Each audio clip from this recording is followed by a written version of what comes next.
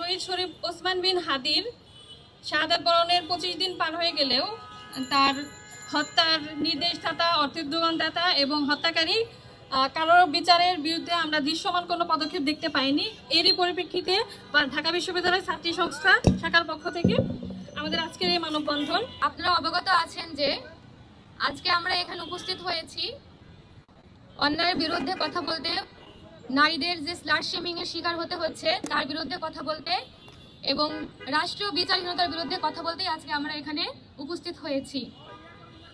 আপনারা সবাই অবগত আছেন গত 12 ডিসেম্বর 2025 সালে ভারতীয় আধিপত্যবাদ বিরোধী আন্দোলনের নায়ক শরীফ ওসমান হাদি গুলিবিদ্ধ হন এবং তার কিছুদিন পরে তিনি শাহাদাত বরণ করেন। আজ তার শাহাদাতের 25 দিন পার হয়ে গেল, অথচ আমরা কোনো বিচারিক কার্যক্রম এখনো দেখতে পাচ্ছি না। কোন রকম দৃশ্যমান বিচারিক কার্যক্রম আমাদের চোখে পড়ছে না। আমরা ইন্টারিম এবং প্রশাসনের কাছে প্রশ্ন করতে চাই, এই বিচারহীনতার ব্যর্থতার দায় কে নেবে?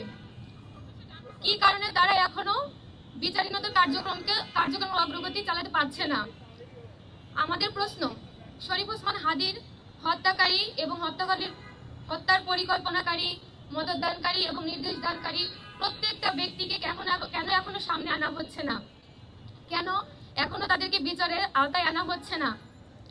আমাদের পক্ষ থেকে দাবি, আমরা অতি দ্রুত শরীফ ওসমান হাদির হত্যার বিচার চাই এবং বিচারিক কার্যক্রমকে সফলভাবে নিশ্চিত করতে হবে, এটাই আমাদের দাবি।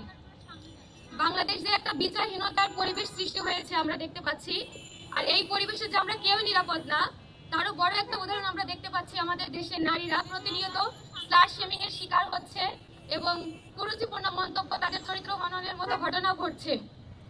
তারই ধারাবাহিকতায় আমরা দেখতে পাচ্ছি রিসেন্টলি নারী, বিশেষ করে হিজাবি নারী, নেকাবি নারীদেরকে নিয়ে নানা রকম টার্গেট করে নানা রকম কুরুচিপূর্ণ মন্তব্য করা হচ্ছে এবং তাদেরকে আক্রমণ করা হচ্ছে এবং রিসেন্টলি হিজাবি নারীদেরকে নিয়ে কুরুচি মন্তব্য করা হয়েছে। আসলে এটা কোনো বিচ্ছিন্ন ঘটনা না, এই ঘটনাগুলো প্রতিনিয়তই ঘটছে আমাদের দেশে। এরকম একটা বিচারাধীন কার্যক্রম, বিচারহীন পরিবেশে আমরা আসলে কেউ নিরাপদ না। তো আমাদের পক্ষ থেকে আমরা দাবি জানাই যে নারীদেরকে এরকম স্লাট শেমিং শিকার হতে হচ্ছে, নানা রকম কুরুচিপূর্ণ মন্তব্যের শিকার হতে হচ্ছে, এগুলো বন্ধ করতে হবে এবং এর বিরুদ্ধে আমাদের স্পষ্ট অবস্থান। এবং এই বাংলাদেশের মাটিতে শরীফ ওসমান হাদি হত্যার বিচার নিশ্চিত করতে হবে, এটাই আমাদের আজকের দাবি। জি, আমি আমার বক্তব্য এখানে শেষ করছি।